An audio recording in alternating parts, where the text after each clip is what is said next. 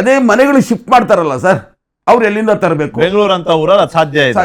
ಅಂತ ಪಟ್ಟಣಗಳಲ್ಲಿ ಪ್ರಮುಖವಾಗಿ ಮಹಿಳೆಯರು, ಮದುವೆಯಾದಂತ ಮಹಿಳೆಯರು, ತಂದೆ ಮನೆಯಿಂದ ಗಂಡನ ಮನೆಗೆ ಬಂದಂತವರಿಗೆ ಬಹಳಷ್ಟು ಸಮಸ್ಯೆ ಕಾಡ್ತಾ ಇದೆ.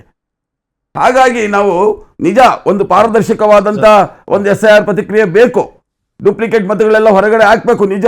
ಆದರೆ ನೀವು ಇದನ್ನೆಲ್ಲವನ್ನು ಗಮನದಲ್ಲಿ ಇಟ್ಕೊಂಡು ಸ್ವಲ್ಪ ಸುಲಭವಾದಂತ ರೀತಿಯಲ್ಲಿ, ಯಾಕಂದ್ರೆ ಯಾರು ಇಲ್ಲಿ ಸುಲಭವಾಗುವಂತ ರೀತಿಯಲ್ಲಿ ಅವರಿಗೆ ಅರ್ಥವಾಗುವಂತ ರೀತಿಯಲ್ಲಿ ಮಾಡಬೇಕಾಗಿತ್ತು ಅನ್ನೋದೇ ನನ್ನ ಪ್ರಶ್ನೆ. ಪಲ್ಲವಿ ಸಾಗರ್ ಅವ್ರಿಗೆ ಸ್ವಾಗತ.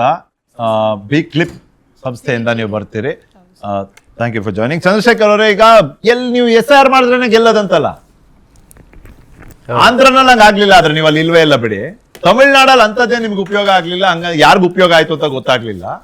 ಹಾಗಾಗಿ ಕೇಳ್ತಿರುವಂತದ್ದು, ವೆಸ್ಟ್ ಬೆಂಗಾಲ್ ಒಂದು ಉದಾಹರಣೆ ಇಟ್ಕೊಂಡು ನಿಮ್ಮ ಮೇಲೆ ಆರೋಪ ಅಲ್ವಾ, ನೀವು SIR ಮಾಡಿದ್ರೆ ಅದಕ್ಕೆ ಗೆದ್ರಿ ಅಂತ.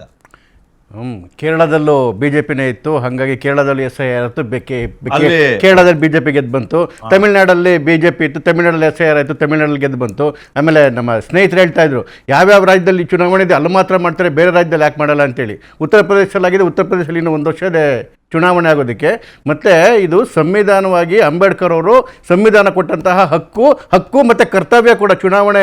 ಇದಕ್ಕೆ ಪ್ರತಿ 10 ವರ್ಷಕ್ಕೊಂದ್ಸರಿ ಆಗಲೇಬೇಕು. ಅದು ಇವರ ಇನ್ಎಫಿಷಿಯನ್ಸಿಂದ ಯಾರಿಂದ ಆಗಿರಲಿಲ್ಲ ಅಂತ ಹೇಳಿದ್ರೆ ಅದಕ್ಕೆ ಮಾಡೋದು ತಪ್ಪು ಅಂತಲ್ಲ. ಮತ್ತು ಇನ್ನೊಂದು, ನಾನು ಏನು ಚುನಾವಣೆ ಆಗೋದ ವಕ್ತಾರನಲ್ಲ ನೋಡಿ, ಈ SIR ಮತದಾರ ಪಟ್ಟಿಯಲ್ಲಿ ಏನಾದ್ರೂ ಹೆಚ್ಚು ಕಡಿಮೆ ಇತ್ತು ಅದನ್ನು ಎಕ್ಸ್ಪೋಸ್ ಮಾಡ್ತಾ ಇಲ್ವೋ ಗೊತ್ತಿಲ್ಲ.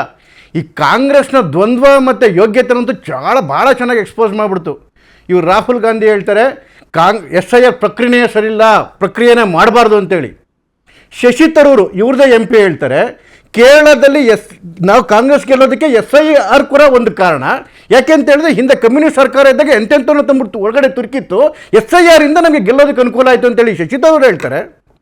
ನಮ್ಮ ಚಾಂದ್ ಪಾಷಾ ಅವ್ರು ಹೇಳ್ತಾರೆ SIR ಸರಿ ಇಲ್ಲ, ಅವೈಜ್ಞಾನಿಕ ಅಂಥೇಳಿ. ಇವರ ಮುಖ್ಯಮಂತ್ರಿ DK ಶಿವಕುಮಾರ್ ಅವ್ರಿಗೆ SIR ಅನ್ನೋದು ಒಂದು ಗೋಲ್ಡ್ ಸ್ಟ್ಯಾಂಡರ್ಡು. SIR ಅಲ್ಲಿ ಏನು ಆಚೆ ಕಡೆಗೆ ಬರುತ್ತೆ ಅದೇ ಪರಮ ಸತ್ಯ. SIR ಬರೋ ಲಿಸ್ಟಿಗೆ ಮಾತ್ರ ನಾವು ಗ್ಯಾರಂಟಿ ಕೊಡ್ತೀವಿ, SIRಗೆ ಬರ್ತಕ್ಕಂಥ ಲಿಸ್ಟಿಗೆ ಮಾತ್ರ ನಾವು ಪೆನ್ಷನ್ ಕೊಡ್ತೀವಿ, ಕಲ್ಯಾಣ ಯೋಜನೆಗಳು ಕೊಡ್ತೀವಿ. ಹಾಗಾಗಿ SIR ಪ್ರಕ್ರಿಯೆಯಲ್ಲಿ ಬರ್ತಕ್ಕಂಥ ರಿಸಲ್ಟ್ ಅನ್ನೇ ಗೋಲ್ಡ್ ಸ್ಟ್ಯಾಂಡರ್ಡ್. ಯಾರಿಗೆ? ಮುಖ್ಯಮಂತ್ರಿಗೆ. ಆತಂಕ ಇರೋದೇ ಇಲ್ಲಿ ಅಂತ ಬಂದೆ, ಇಲ್ಲಿ ಅಲ್ಲಿಗೆ ಬಂದೆ, ಆತಂಕ ಇರೋದೇ ಅಲ್ಲೇ ಬಂದೆ ಸರ್. ಅದಕ್ಕೇನೆ ಕಾಂಗ್ರೆಸ್ ಸ್ವಲ್ಪ ಅರ್ಥ ಮಾಡ್ಕೋಬೇಕು. ನೀವು ಅದು ಪರವಾಗಿದ್ದೀರಾ ವಿರೋಧವಾಗಿದ್ದೀರಾ ಅಂತ ಹೇಳಿದ್ರೆ ನಿಮಗೆ DK ಶಿವಕುಮಾರ್ ಏನು ಹೇಳ್ತಾರೆ, ಶಶಿ ತರೂರ್ ಏನು ಹೇಳ್ತಾರೆ, ಪರವಾಗಿದ್ದೀರಿ ಅಂತ ಹೇಳಿದ್ರೆ ರಾಹುಲ್ ಗಾಂಧಿ ಏನು ಹೇಳ್ತಾರೆ, ಚಾಂದ್ ಪಾಷಾ ಏನು ಹೇಳ್ತಾರೆ. ಒಂಥರ ಟೋಟಲಿ ಕನ್ಫ್ಯೂಸ್ಡ್ ಆತ್ಮಗಳು ಸರ್, ಕನ್ಫ್ಯೂಸ್ಡ್ ಸೋಲ್ಸ್ ಅವರು. ಇನ್ನೊಂದು, ಈ ರೀತಿ ಬಂದಿರತಕ್ಕಂಥ ರಿಸಲ್ಟಲ್ಲಿ ನೀವಾಗಲೇ ಬಂದಿದ್ದ ವಿಷಯ 1,11,00,000, ಅದು ಮತ್ತೆ ತಿರುಗಿ 2,40,000 ಕಡಿಮೆ ಆಯಿತು, 1,08,00,000. It's not deleted, exactly. ಇದು ಫ್ಲಾಗ್ಡ್, ಇಟ್ ಜಸ್ಟ್ ಬೀನ್ ಫ್ಲಾಗ್ಡ್. ಇದಾದಮೇಲೆ ನಿಮಗೆ ಏನು ಸಾಮಾನ್ಯವಾಗಿ ಏನಾಗುತ್ತೆ, ನಾವು ಬೆಂಗಳೂರು ವಿಚಾರಕ್ಕೆ ಬಂದರೆ ನಾವು ಪ್ರಾಕ್ಟಿಕಲಾಗಿ ಮಾತಾಡೋಣ, ರಾಜಕಾರಣ ಹೊರಗಿಟ್ಬಿಟ್ಟು ಮಾತಾಡಿದ್ರೆ. ನಾಗರಬಾವಿ ಏರಿಯಾ ನೋಡಿದಿರಿ ನೀವು. ನಾಗರಬಾವಿನಲ್ಲಿ ಒಂದು ರೋಡು ನಿಮಗೆ ಈ ಕಡೆಗೆ ಯಾವುದು ಗೋವಿಂದರಾಜನಗರಕ್ಕೆ ಬಂದರೆ, ನೀವು ಈ ಕಡೆಗೆ ಬಂದುಬಿಟ್ರೆ ಯಾವುದು ರೈಲ್ವೆ ಕಾಲೋನಿ ಕಡೆಗೆ ಬಂದರೆ ಯಶವಂತಪುರ ಬಂದುಬಿಡುತ್ತೆ ಕಾನ್ಸ್ಟಿಟ್ಯೂನ್ಸಿಗೆ. ನೀವು ಈ ಕಡೆಗೆ ಅದನ್ನು ಜ್ಞಾನಭಾರತಿ ಲೇಔಟಿಗೆ ಬಂದರೆ ಅದು RR ನಗರಕ್ಕೆ ಹೋಗುತ್ತೆ. ಮನೆ ಬದಲಾವಣೆ, ಈ ಪಕ್ಕದಿಂದ ಪಕ್ಕದ ಬೀದಿಗೆ ಮನೆ ಬದಲಾವಣೆ ಆದರೆ ಕಾನ್ಸ್ಟಿಟ್ಯೂನ್ಸಿನೇ ಬದಲಾವಣೆ ಆಗುತ್ತೆ. BLOಗಳಿಗೆ ಇದ್ದಿದ್ದಂಥ ರೂಲ್ಸ್ ಏನು, ಯಾವ ಮತದಾರ ಪಟ್ಟಿನಲ್ಲಿ ಯಾವ ಅಡ್ರೆಸ್ ಇರುತ್ತಲ್ಲ ಅಲ್ಲಿದ್ದರೆ ಮಾತ್ರ ಕೊಡಬೇಕು, ಇದ್ರೆ ಕೊಡಬಾರ್ದು ಅಂತ ಹೇಳಿ. ಇಲ್ಲೇನಾಗುತ್ತೆ, ಭಾಳಷ್ಟು ಸುಮಾರು 80% ಜನ ಬಾಡಿಗೆ ಮನೆಯಿಂದ ಇಲ್ಲಿಂದ ಅಲ್ಲಿಗೆ ಹೋಗ್ತಾರೆ, ಅಲ್ಲಿಂದ ಇಲ್ಲಿಗೆ ಬರ್ತಾರೆ. ಹಾಗಾಗಿ ಇದು ಫೈನಲ್ ಅಲ್ಲ, ಜಸ್ಟ್ ಫ್ಲಾಗ್ಡ್ ಅಷ್ಟೇನೆ. ನಿಮಗೆ ಫಾರಂ ನಂಬರ್ 6 ಇವಾಗ ಕೊಡೋಕ್ಕೆ ಶುರು ಮಾಡಿದ್ದಾರೆ. ಆಗಲೇ 10 ಲಕ್ಷ ಫಾರಂ ಬರೀ GBI ಕೊಟ್ಟಿದ್ದಾರೆ. ಫಾರಂ ನಂಬರ್ 6 ಇದೆ, ಫಾರಂ ನಂಬರ್ 6A ಇದೆ, ಫಾರಂ ನಂಬರ್ 7 ಇದೆ, 8 ಇದೆ. ಹಾಗಾಗಿ ನೋಡಿ, ಈವನ್ ವೆಸ್ಟ್ ಬೆಂಗಾಲಲ್ಲಾದಾಗ ಮೊದಲನೇ ಇದನ್ನು ಡ್ರಾಫ್ಟ್ ಬಂದಾಗ 1,27,00,000 ಹೋಗಿದ್ದು, ಫ್ಲಾಗ್ ಆಗಿದ್ದು. ಬಟ್ ಫೈನಲ್ ಬಂದಾಗ 91 ಲಕ್ಷ ಕೇಳಿತ್ತು. ಆಲ್ಮೋಸ್ಟ್ 40 ಲಕ್ಷ ವಾಪಸ್ ಬಂದಿತ್ತು. ಹೀಗಾಗಿ ಇವಾಗ ಏನಾಗಿದೆ, ಈಗ ಈ ತಿಂಗಳು 27ಕ್ಕೆ ಫಸ್ಟ್ ಡ್ರಾಫ್ಟ್ ಬರುತ್ತೆ, ಸೆಪ್ಟೆಂಬರ್ 27ಕ್ಕೆ ಸೆಕೆಂಡ್ ಬರುತ್ತೆ, ಅಕ್ಟೋಬರ್ 27ವರೆಗೂ ಸಮಯ ಇದೆ. ಈವನ್ ಎಲ್ಲ ಸಮಯ ಮುಗಿದೋಯ್ತು ಅಂತ ಇಟ್ಕೊಳ್ಳಿ. ಸಾಮಾನ್ಯವಾಗಿ ಹೆಚ್ಚು ಆಗಿರ್ತಕ್ಕಂಥದ್ದು ಒಂದು ಯಾವುದು ಆಬ್ಸೆಂಟ್ ಇರ್ತಕ್ಕಂಥದ್ದು 15,48,48,000 ಆಬ್ಸೆಂಟ್ ಇದೆ. ಅದು ಯಾವ ಕಾರಣಕ್ಕೋಸ್ಕರ ಅದು ಒಳಗಡೆಗೆ ಬಂದೇ ಬರ್ತಾರೆ. ಎರಡನೇದು ಶಿಫ್ಟ್ ಆಗಿರ್ತಕ್ಕಂಥ 66 ಲಕ್ಷ. ಈಗ ನಂದೇ ನೋಡ್ಕೊಳ್ಳಿ, ನಂದು ಬೆಂಗಳೂರಲ್ಲೂ ಓಟಿದೆ, ತುಮಕೂರಲ್ಲೂ ಓಟಿದೆ ನಂದು.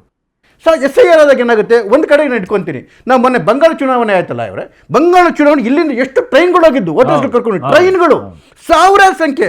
ಅವ್ರದ್ದು ಇಲ್ಲೂ ಓಟ್ ಇರ್ತಿತ್ತು, ಬೆಂಗಾಲದಲ್ಲೂ ಓಟ್ ಇರ್ತಿತ್ತು. ಈಗ SIR ಅಲ್ಲಿ ಏನಾಗುತ್ತೆ, ಅಲ್ಲಿ ಇಟ್ಕೊಂತಾರೆ, ಇಲ್ಲಿ ಇಟ್ಕೊಂಡು. ಯಾಕೆ ಇದು ವ್ಯತ್ಯಾಸ ಆಗಲ್ಲ ಚುನಾವಣೆ ರಿಸಲ್ಟ್ಗೆ ಅಂತ ಹೇಳಿದ್ರೆ, 2023 ರಿಸಲ್ಟ್ ನೋಡಿದ್ರೆ 2023 ಕರ್ನಾಟಕ ಅಸೆಂಬ್ಲಿ ಚುನಾವಣೆಯಲ್ಲಿ ಟೋಟಲ್ ಪೋಲ್ ಆಗಿದ್ದು 3,91,00,000 ಓಟ್ಗಳು.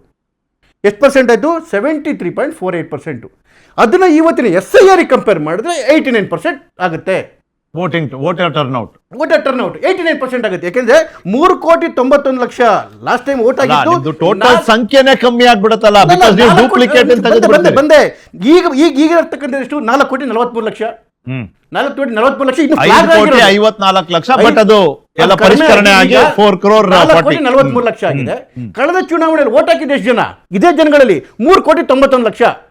ಅಂದ್ರೆ 89%. ಸಾಮಾನ್ಯವಾಗಿ ಈಗ SIR ಆದ್ಮೇಲೆ ಬರ್ತಿರ್ತಕ್ಕಂಥ ಅಷ್ಟು ರಿಸಲ್ಟ್ಗಳು ನೋಡ್ಕೊಂಬನ್ನಿ. ವೆಸ್ಟ್ ಬೆಂಗಾಲ್ 93.8%, ಇದು ಯಾವುದು ತಮಿಳ್ನಾಡು 91.7%, ಎಲ್ಲ ಕಡೆಗೂ 90. ಮುಂಚೆ ಏನಾಗ್ತಿತ್ತು? 67, 70, 75.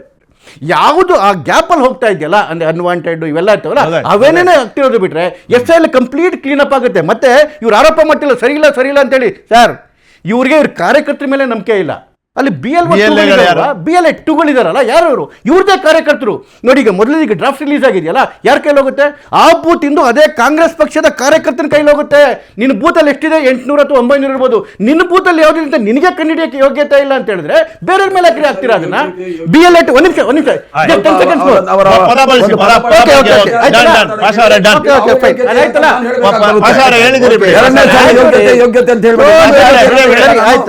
ಹೇಳಿದಿರಿ ಬಿಡಿ.